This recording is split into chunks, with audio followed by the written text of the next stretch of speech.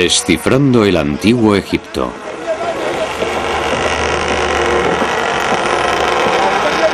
En los albores de la historia, toda una civilización se unió para construir los monumentos más misteriosos de la Tierra. ¿Por qué? ¿Qué visión les impulsó a hacerlo? Robert Bauval, escritor e investigador británico nacido en Egipto a la sombra de las grandes pirámides. Tumbas de los faraones, según los egiptólogos. Sin embargo, Bauval cree que fue una visión más grande lo que impulsó su construcción. Durante los últimos 20 años ha buscado esa visión cargada de antiguos ecos, de mitos, de estrellas. Hay algo extraordinario acerca de esta civilización. Su regularidad nunca cambió. Su arte, su religión, sus templos, sus leyes, incluso su manera de vestir nunca cambió. ¿Por qué? Porque tenía que ser así.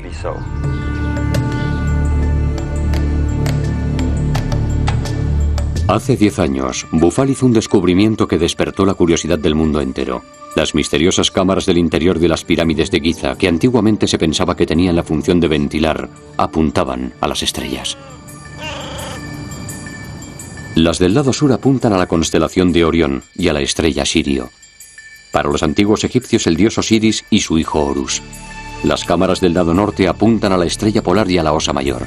Y todo el complejo, es decir, las 3 pirámides en fila y una pequeña que se encuentra a la izquierda, parecen ser el reflejo del cinturón de estrellas de Orión. Orión, el dios Osiris de Egipto, se alzaba tanto en el cielo como en la tierra. ¿Hablan las pirámides de estrellas? Las pirámides no son demasiado populares entre los egiptólogos porque han atraído a muchos excéntricos. Las grandes pirámides tienen un gran poder sobre la gente. Yo creo que pueden acabar con el sentido común. El señor Bauval y otros muchos vienen aquí 1 o 2 días con sus teorías y luego desaparecen tanto ellos como sus teorías. Sin embargo, la teoría de Bauval no ha desaparecido. Y aunque el escritor es reacio a dar nombres, lo cierto es que ha conseguido que algunos egiptólogos analicen las estrellas.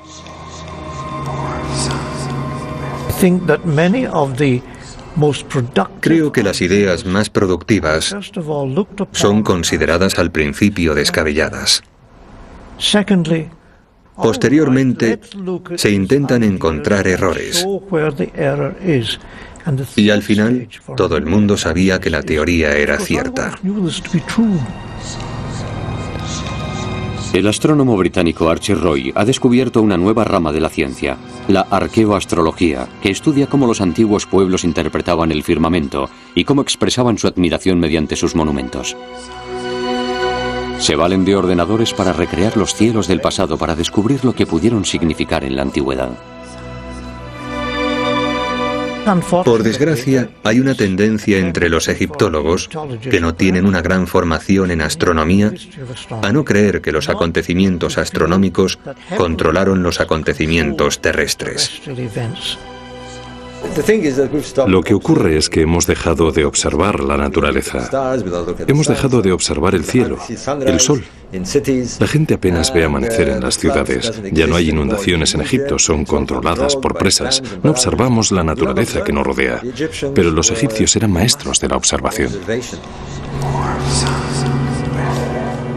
Por la noche veían las estrellas, veían la Vía Láctea en todo su esplendor, veían a las estrellas morir en el oeste, al atardecer. Ahí es donde las estrellas mueren, es algo que se puede observar. Por tanto, los muertos deben llegar al mundo cósmico como las estrellas, por el oeste.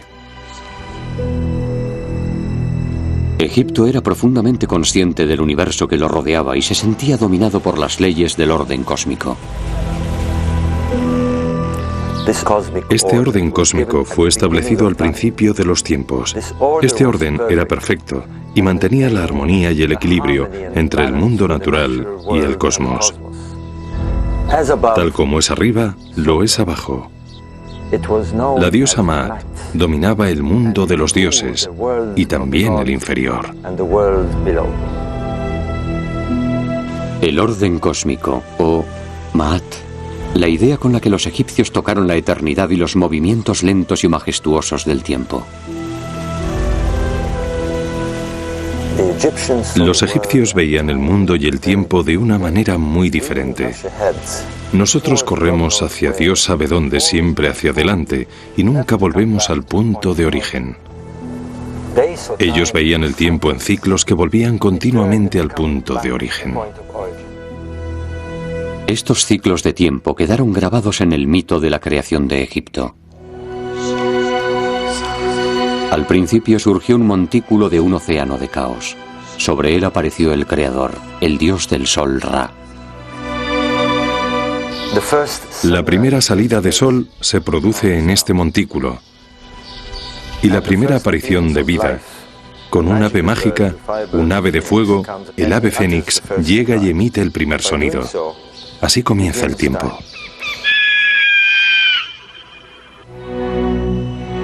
El sonido del ave fénix fija los ciclos del orden cósmico, los ciclos del tiempo. Y cuando termina el ciclo, el ave fénix volará de nuevo para fijar otro nuevo círculo en movimiento. Sobre ese montículo de creación se creó posteriormente Heliópolis, la ciudad del sol, el gran centro del saber de Egipto, donde los sacerdotes formularon sus ideas del universo. La propia tierra de Egipto explica por qué sus gentes se sentían dominadas por Maat, el orden cósmico que gobernó los ciclos de la naturaleza.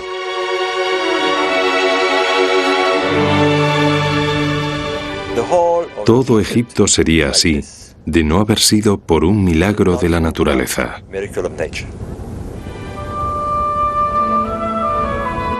Egipto es un regalo del Nilo, y el Nilo desde tiempos inmemoriales tiene un ciclo. Todos los años, como un reloj, las aguas del Nilo crecen e inundan la tierra, convirtiendo todo Egipto en un milagro de abundancia y prosperidad. Para comprender el antiguo Egipto, hay que comprender el Nilo y sus ciclos.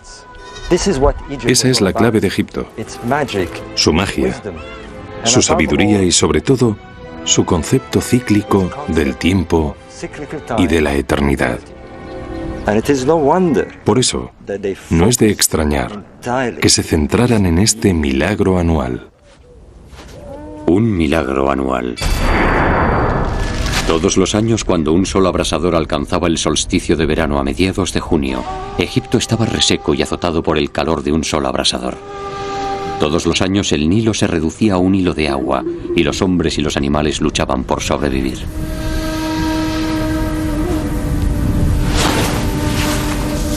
Pero los antiguos egipcios desconocían que los grandes lagos de África, llenos hasta los bordes, provocarían torrentes de agua en el norte para rescatar a Egipto.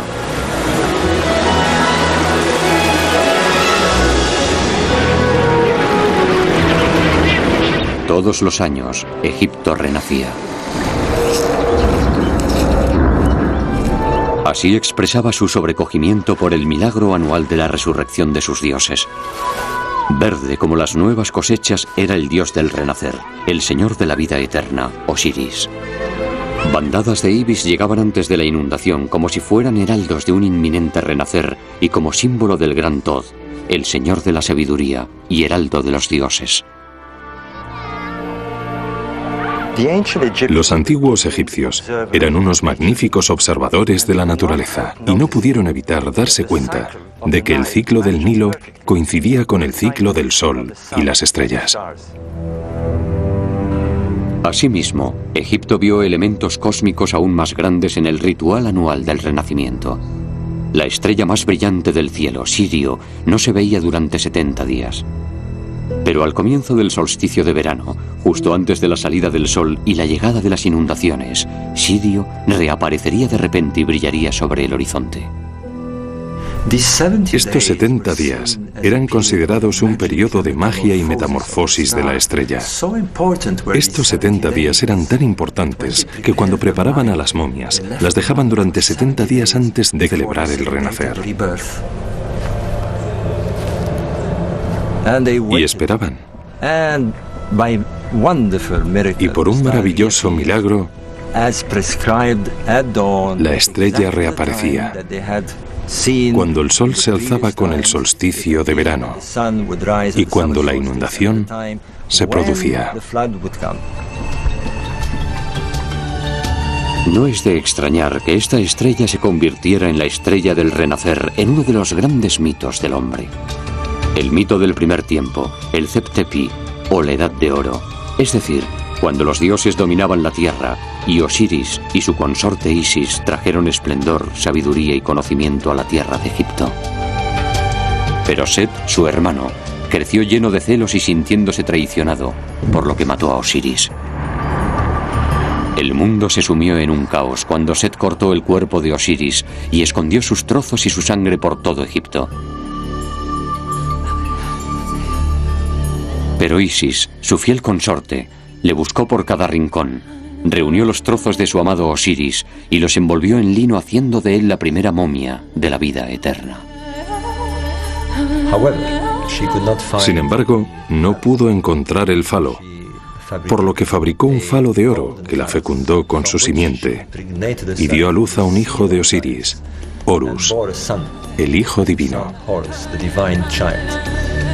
Horus se convirtió en el primer hombre dios, en el primer faraón que dominó Egipto.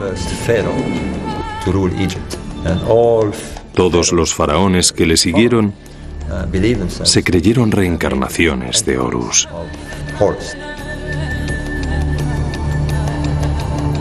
El mito del renacer. Egipto renacía cada año. Algo que también ocurría en el firmamento en esa época mágica del año cuando llegaban las inundaciones del Nilo. Era el momento mágico que esperaban todos los años. Era el gran día del renacer, con la gran constelación de Orión planeando al este y admirando el acontecimiento. Orión es Osiris, y luego se ve la constelación de la diosa Isis, Canis Majoris. Y desde dentro de esa constelación, como si del vientre de la diosa Isis se tratara, emerge la estrella Sirio, que es Horus. Horus es la estrella Sirio, la estrella del Hijo Divino.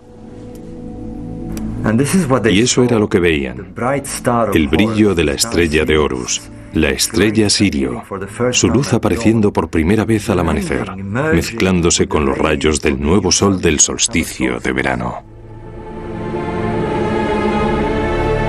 La estrella renacida tras 70 días y transformada en la gloria del sol naciente se convertía en Horus del horizonte, en Ra-Horakhti. Entonces llegaba la inundación, Egipto renacía y los portales del firmamento se abrían.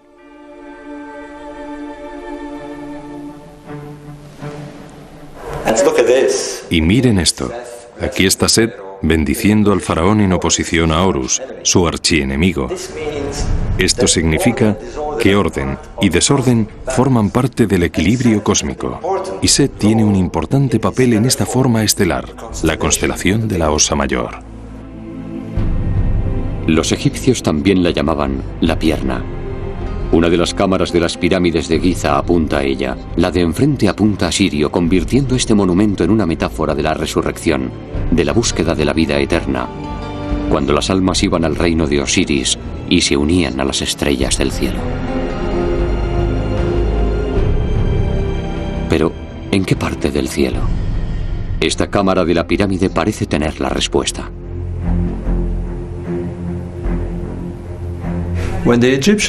Cuando los egipcios miraban al cielo de noche en el norte, veían un grupo de constelaciones que giraban alrededor del polo las 24 horas.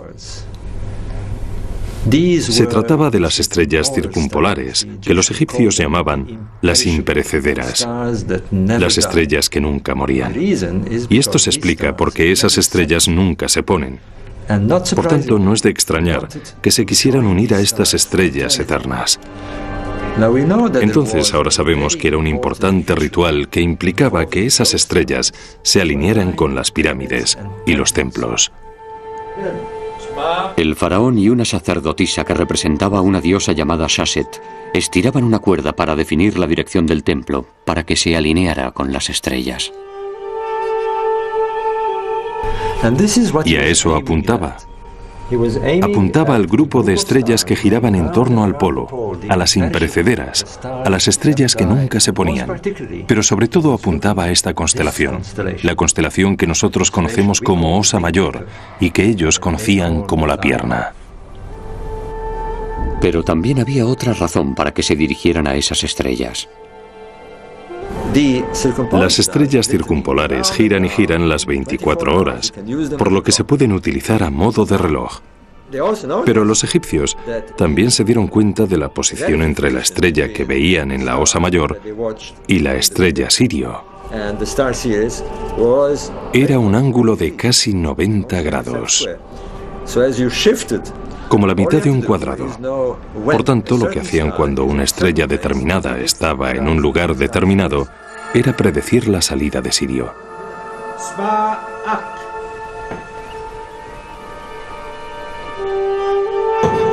Cuando el templo estaba alineado con las estrellas, el mito, la magia y la ley cósmica se unían. Era una manera de saber cuándo se producirían las inundaciones, una manera de predecir el milagro anual que hacía renacer a Egipto. Para Bufal, redescubrir este casi olvidado ritual fue un gran avance.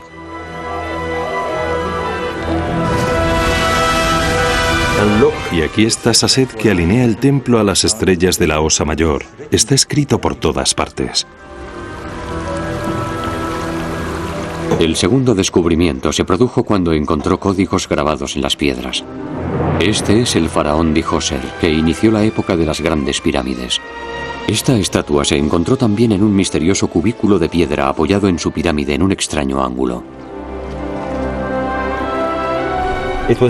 Tuvimos mucha suerte de encontrar esta pieza en perfectas condiciones. Durante mucho tiempo se creyó que Djoser estaba mirando los mágicos y sagrados rituales de la corte, pero era imposible ya que está mirando hacia arriba, hacia el firmamento. ¿Por qué? Estaba mirando a un lugar en concreto, a 16 grados al horizonte y a 4 grados a la derecha del eje norte-sur del cielo. Está mirando el paso de esta estrella, está mirando a la Osa Mayor. ¿Pero por qué? La explicación es tan sencilla como espectacular. Si en este preciso momento giramos hacia el este, vemos el mágico momento de la salida de la estrella Sirio. El arquitecto diseñó un complejo basándose en el cielo y el renacimiento. Esa era la clave. Posteriormente, descubrí que este ritual se llevó a cabo durante toda la civilización egipcia y también durante el periodo grecorromano. Dendera, el gran templo que se construyó 2000 años después que las pirámides. Incluso en su última etapa, el antiguo Egipto susurra los mismos secretos sagrados aquí.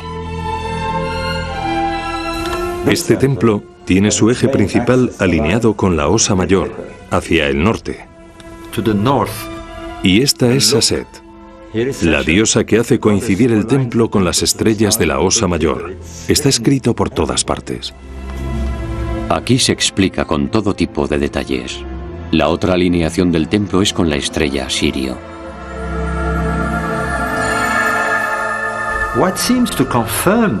Lo que parece confirmar esto es que hay pinturas que muestran a un rey Horus con una lanza apuntando a ese lugar de la constelación. La búsqueda de Bufal coincide con la de otros que estudian cómo los reyes y sacerdotes antiguos relacionaban la astronomía con los monumentos de la Tierra. Me interesan mucho los monumentos sagrados. Por un lado tenemos el orden cósmico y por otro el orden de la Tierra, y se pueden establecer conexiones entre ellos. Tenemos ejemplos muy famosos de ello en otras culturas, como es el caso de Stonehenge, que expresa que el nivel cósmico y el terrenal se pueden comunicar. Y eso es lo que tenemos aquí, en las pirámides. Tenemos estas cámaras que dirigen al rey a la región norte, a las estrellas circumpolares.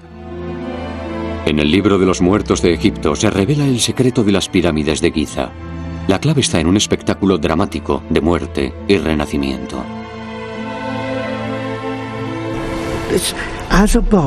La Tierra es un reflejo del firmamento.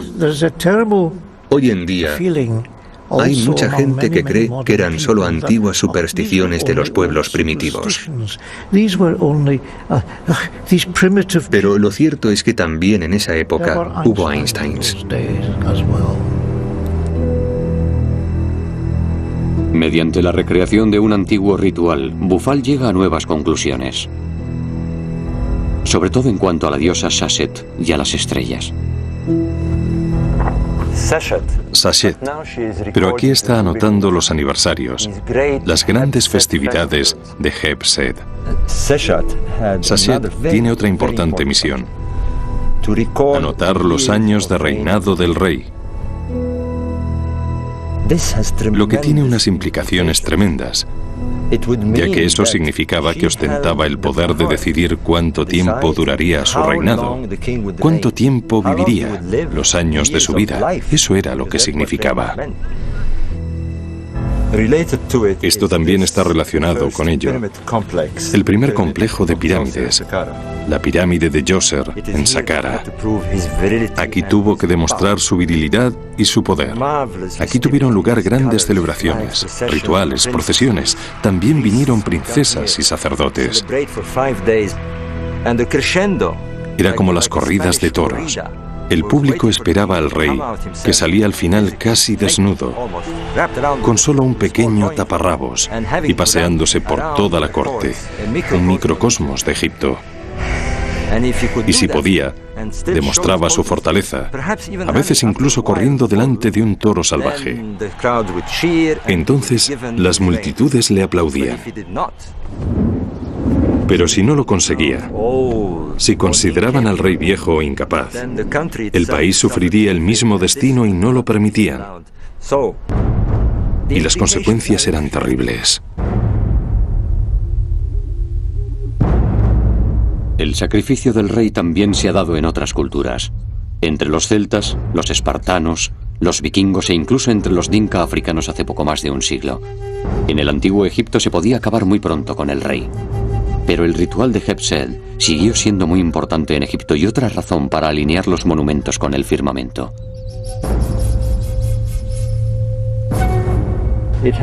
Siempre ha sido desconcertante porque el enorme paso elevado que sale de la segunda pirámide por el lado de la Esfinge está a 14 grados de la línea central de la Esfinge. Vamos a verlo en el ordenador. Celebraban la festividad del 22 de octubre. Bueno, vamos a ver qué ocurre ese día. Podemos ver que el sol sale a 14 grados hacia el sureste, la misma alineación del paso a nivel de la Esfinge. Esto indica que una de las funciones de la necrópolis de Giza era celebrar la festividad real. Y eso se da en todo Egipto. El gran monumento de Abu Simbel, 15.000 años más reciente que las grandes pirámides y la Esfinge. Su eje está en un ángulo similar al paso a nivel de la Esfinge, el ángulo de la festividad, el anochecer del 22 de octubre, el día de Heb-Sed. Tristemente, el lago Nasser hace que la luz del sol esté difuminada, pero podremos ver la nitidez de la luz. Los babuinos lo iluminan primero. En la antigüedad estos babuinos bajaban a la orilla del Nilo y cuando salía el sol parloteaban y gritaban de alegría como si estuvieran hablando con el dios del sol.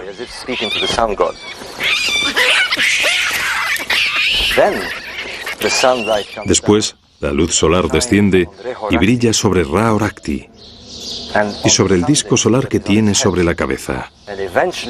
Finalmente, la luz llega a los rostros de los 4 colosos que representan a Ramsés II, y en ese momento, la luz del sol llega a la parte posterior alcanzando también al propio faraón, Ramsés II.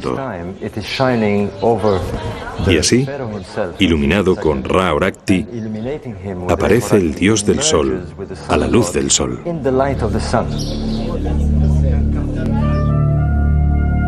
Entonces, ¿quién fue el faraón que sirvió de inspiración a estos monumentos del cosmos? Toda esa atención al firmamento y la idea de los monumentos sagrados era la base del poder. El faraón basaba su poder en las estrellas. Y esto es algo bastante común en otras culturas, como la China, por ejemplo, donde el hijo del sol era el emperador. Se puede ver por todas partes. El rey, Horus. El rey, Horus. El rey es Horus. Es el dios del sol en la tierra. El objetivo no era construir núcleos residenciales, ya que es un dios terrenal, responsable de la ley cósmica.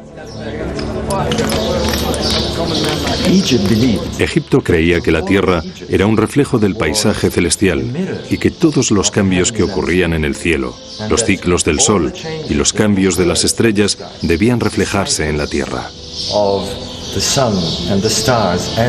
Por tanto, tenemos 3000 años de existencia faraónica, y a medida que el cielo cambia de norte a sur, a lo largo de esos 3000 años, también lo hacen los monumentos.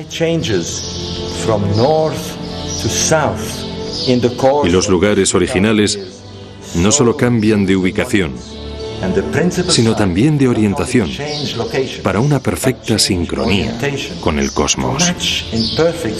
Tal como es arriba, lo es abajo. La ley cósmica se basa en los cambios, y si se comprende eso, se puede descifrar Egipto. Contornos de una religión celestial en la que los reyes y los sacerdotes obedecen las leyes del universo y el curso del sol y las estrellas a la hora de construir sus monumentos. Bufal descubre nuevos elementos del alma del antiguo Egipto. Descubrimientos que no hubieran sido posibles sin conocimientos astronómicos debido al concepto egipcio de los ciclos del tiempo. Los egipcios crearon un ciclo referente a dicha estrella, y yo creo que el Sol es la clave para comprender todo el sistema que tenían en esa época. Ellos concibieron un calendario solar. Centraron todas sus creencias religiosas en la salida del Sol en el solsticio de verano, justo cuando esa estrella aparece. Y mencionan que el ave fénix da inicio al tiempo. Ese era el año nuevo egipcio, cuando veían volver al sol a la misma posición 365 días después. Sin embargo, también se dieron cuenta de que su día de año nuevo se alejaba del verano cada vez más. ¿Por qué? Porque la verdadera estrella solar tiene 365 días y un cuarto. Nosotros añadimos un día extra, el 29 de febrero, para ajustar este desfase, el año bisiesto. Pero los antiguos egipcios no lo hacían. Para ellos era una orden sagrada de los dioses y no se podía modificar el calendario. Por tanto, cada 4 años el día de Año Nuevo se retrasa un día, y cada 8 años, 2 días, y así sucesivamente. Eso crea un ciclo diferente de tiempo. Significa que las estaciones se ven modificadas con el año artificial o el año no preciso, y por tanto deben transcurrir cientos de años antes de que el status quo se repita. Eso es lo que se conoce como ciclo zodíaco, que evidentemente era una gran celebración. Los historiadores griegos lo denominaron ciclo zodíaco por Socis, que para ellos era Isis, de cuyo vientre surgió Ra-Horat-Ki, el día que Egipto renació. Y aunque el momento mágico de renacimiento ocurría todos los años en el solsticio de verano, el día de Año Nuevo del calendario egipcio, el nacimiento de Ra, se alejaba cada vez más. Debía transcurrir un ciclo de 1460 años, 4 años de 365 días, es decir, 1460 años, para volver a su posición original, el retorno del ave fénix.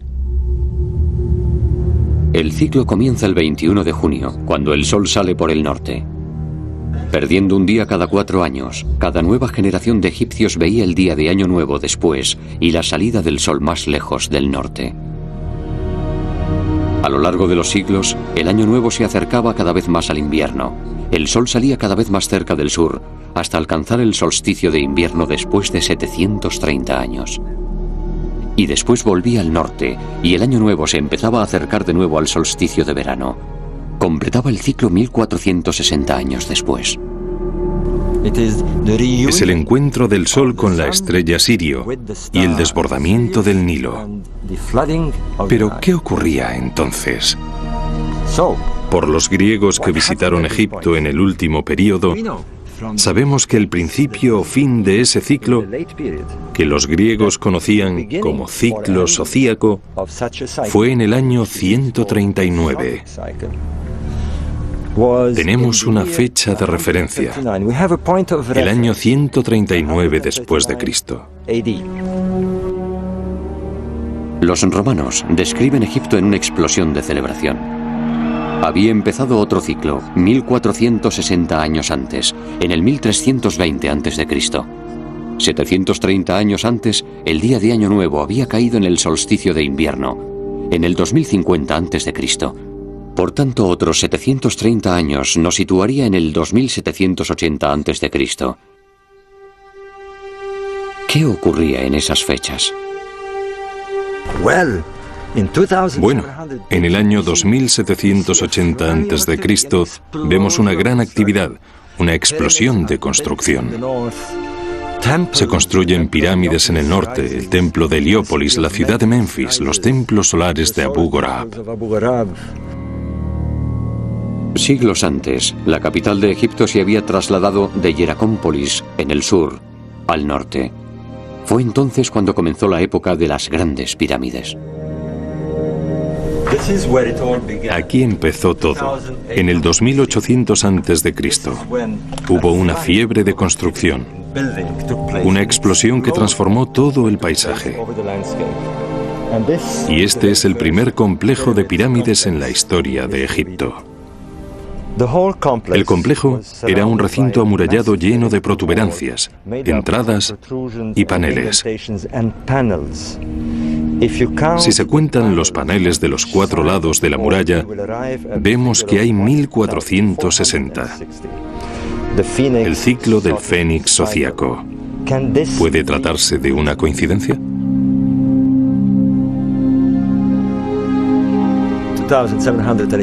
En el año 2780 a.C. tuvo lugar el nacimiento de Ra-Horakhti, en el solsticio de verano, cuando el sol salió en el extremo norte. Esto significa que en 730 años, el día de Año Nuevo coincidirá con el solsticio de invierno en el sur. Y si es cierto que los antiguos egipcios creían que su tierra era el reflejo del firmamento, debería haber un centro en el sur, construido 730 años después, tras el establecimiento del calendario, es decir, en el solsticio de invierno. ¿Y qué encontramos allí?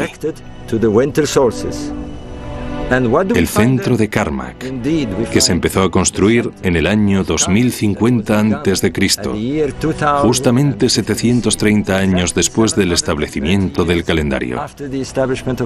Y vemos que su eje apunta al solsticio de invierno.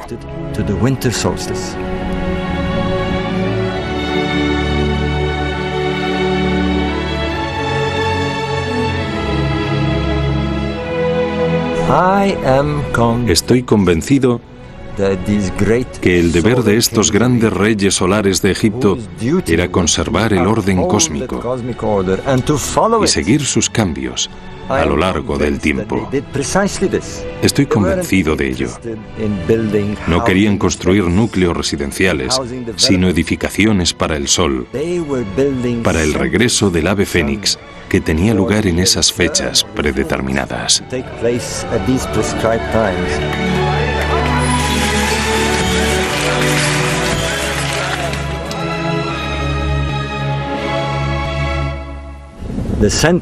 La construcción del centro de Karmak empezó en el año 2050 a.C.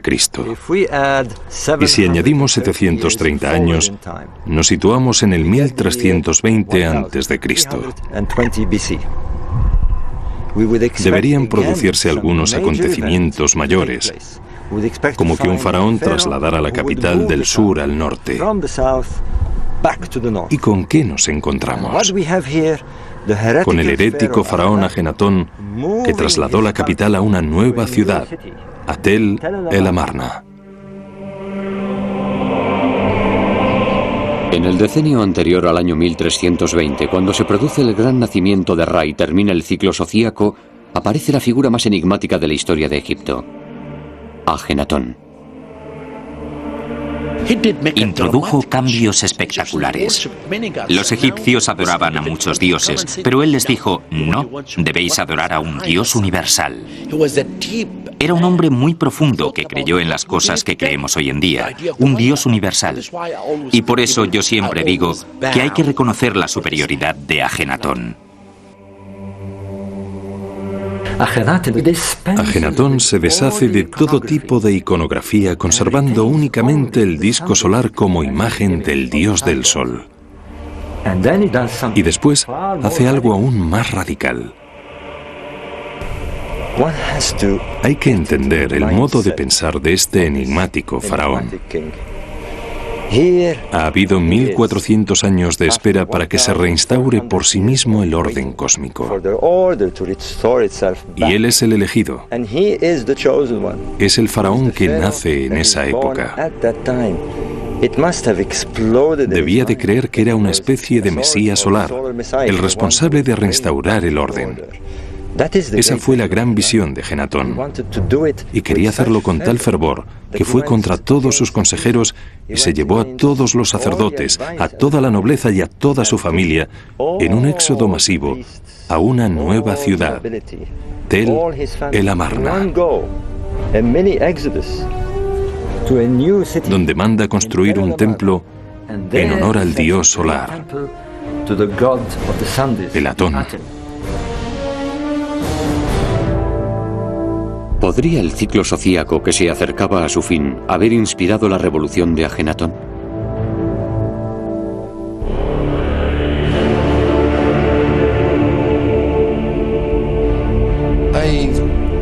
Yo esperaría a conseguir pruebas concluyentes para hacer esa afirmación. Pero es una idea muy interesante, ya que el ciclo sociaco estuvo en la mente de los egipcios durante unos 3000 años.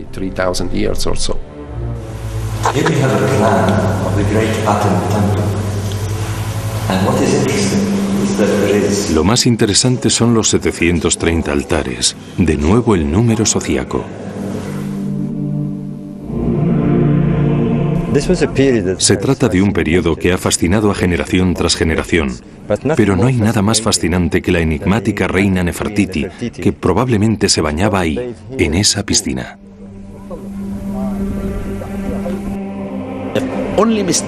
El único error que cometió Ajenatón fue hacer que los egipcios adoraran al nuevo dios a través de su imagen. Los egipcios creyeron que había una conexión entre él y Atón. Él era el dios. Y cuando murió, Atón desapareció y resurgieron otros dioses. Me encuentro en la entrada del gran templo de Atón, que medía 500 metros. Pero esto es todo lo que queda de él, escombros y polvo.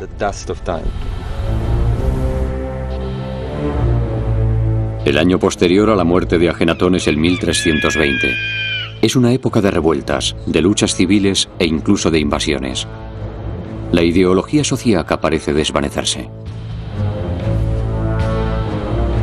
Sin embargo, hay otro fenómeno que lleva a Bufal a conclusiones bastante controvertidas sobre el antiguo Egipto y su percepción de las estrellas.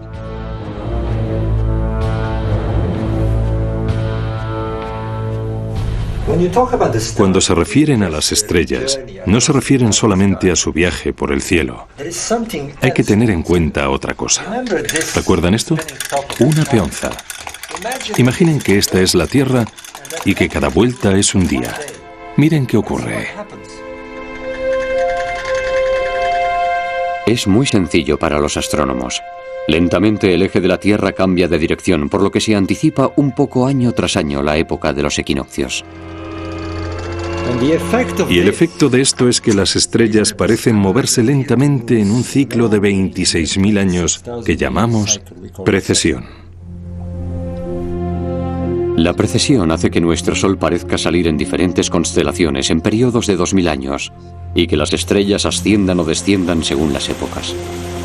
Bufal cree que los egipcios se dieron cuenta de ello con el tiempo. Este templo de Elefantina en el sur lo demuestra. Satet, la diosa del desbordamiento del Nilo. Este era su templo, cuyos orígenes se remontan a los primeros tiempos, alrededor del 2500 a.C. Pero también hay templos construidos unos encima de otros a modo de torre. El templo que estamos viendo es el templo final que construyeron después de Cristo.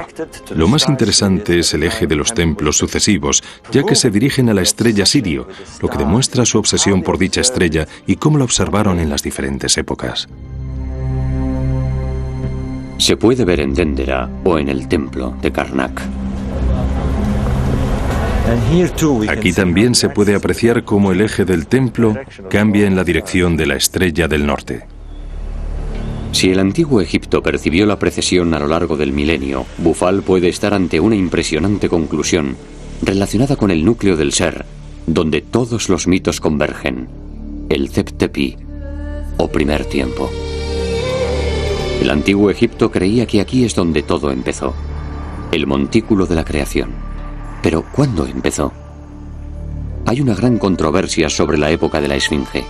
Algunos creen que es miles de años más antigua de lo que se pensaba, pero de lo que no hay duda es de hacia dónde mira. Mira hacia el este, donde el sol sale en el equinoccio.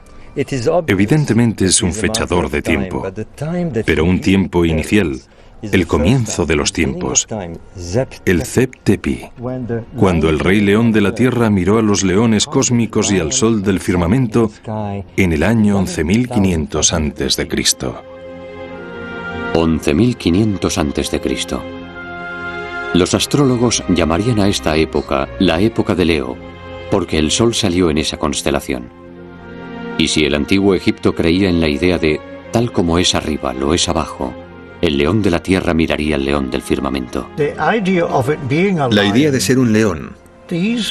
Las inteligentes personas que construyeron estos monumentos eran muy inteligentes y no hicieron nada al azar. Tuvieron mucha lógica de acuerdo con sus creencias. Siempre la tuvieron. Y hay más cosas que demuestran que construyeron escenarios increíbles. ¿Recuerdan la precesión? 11.500 a.C., época en que Sirio apareció por primera vez en tierras egipcias en el mágico día del Renacimiento. De esto hablaban los egipcios cuando se referían al primer tiempo y a la llegada del Fénix para crear el ciclo del tiempo. Vamos a analizar este paisaje, esta región, este lugar donde comenzó el principio de los tiempos, el Zep-Tepi. Con los faraones, las pirámides de Giza estaban coronadas con piezas de oro.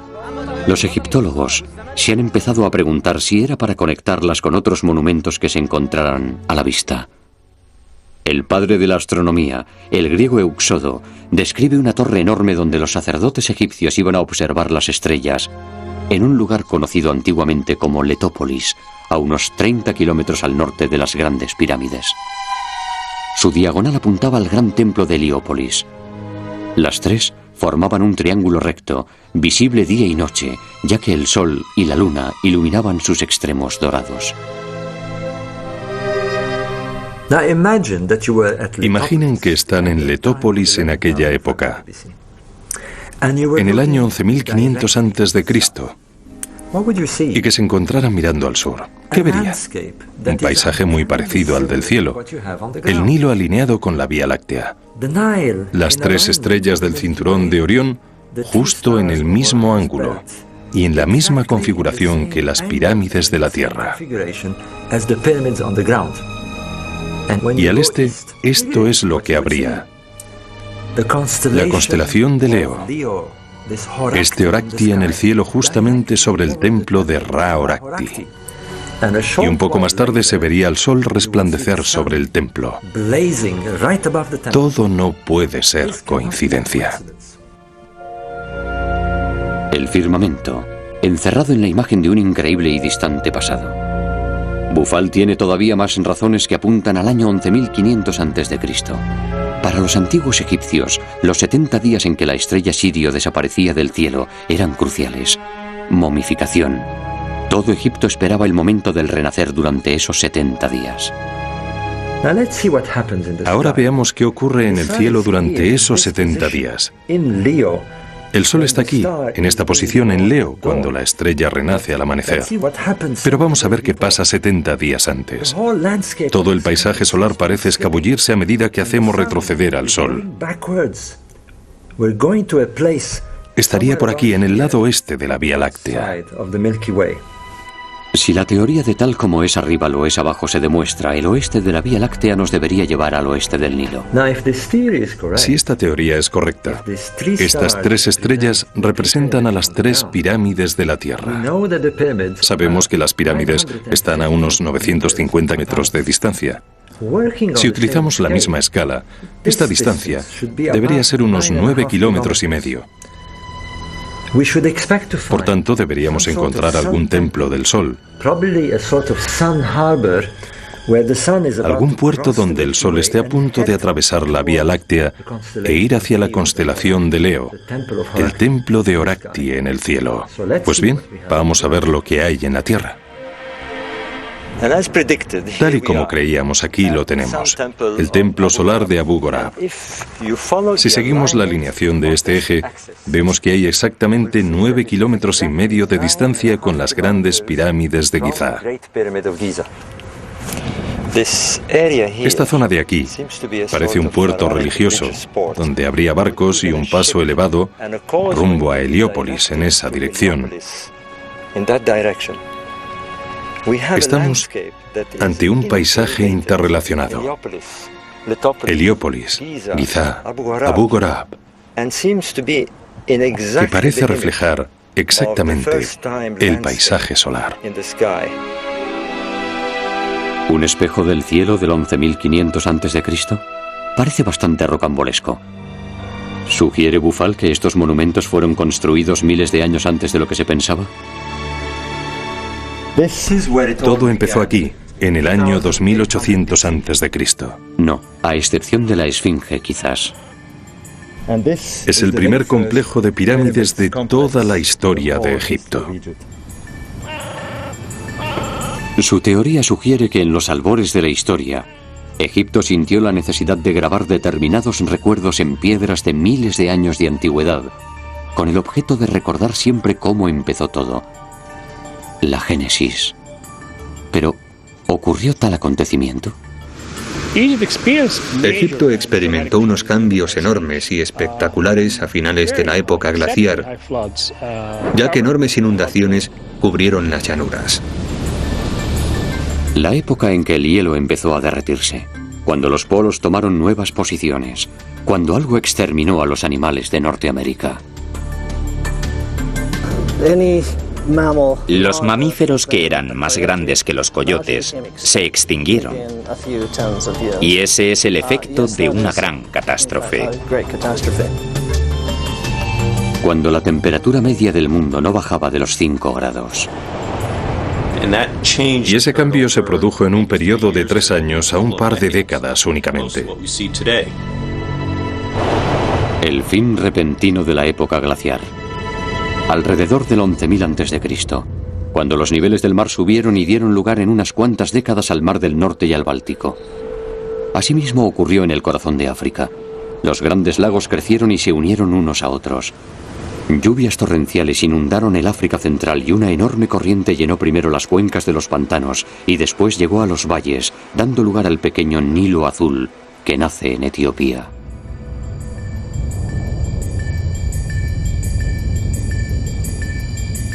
Donde hoy está la ciudad de Jartum, el Nilo azul y blanco confluyeron en un río que iba a dar forma y destino a Egipto alrededor del año 11.000 a.C.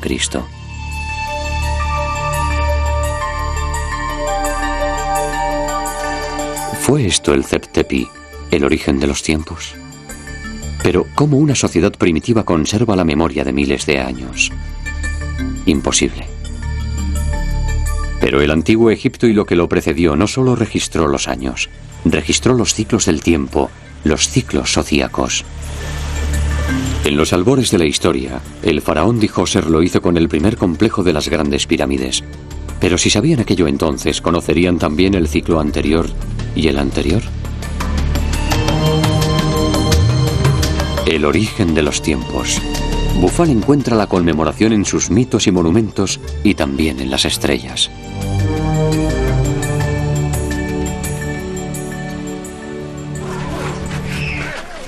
Alejandría, al principio de nuestro tiempo. Julio César está demasiado absorto en los misterios de Egipto como para escuchar a los embajadores de su última reina, Cleopatra. Los cronometradores de Julio César utilizan un calendario lunar confuso e impreciso. Julio César tiene mucho interés en el ciclo egipcio de 365 días. Un mecanismo superior para medir el tiempo. Habían comprendido el orden cósmico.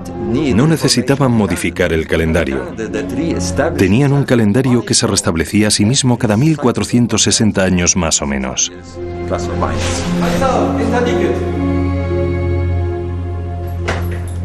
César termina dando nombre a los meses que hoy conocemos, diciembre, enero, y adopta el calendario egipcio, pero no completamente. Toma los 365 días y un cuarto y seguimos ajustando ese desfase.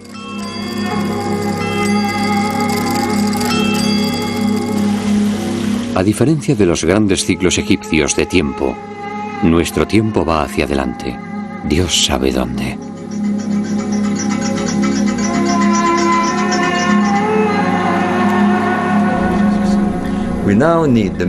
Ahora necesitamos el sonido y la luz para evocar la grandeza de un pueblo que quiso construir el cielo en la tierra.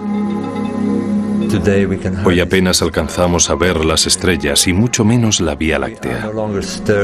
No disfrutamos de su magia. Nos hemos robado a nosotros mismos la grandeza que un día tuvimos.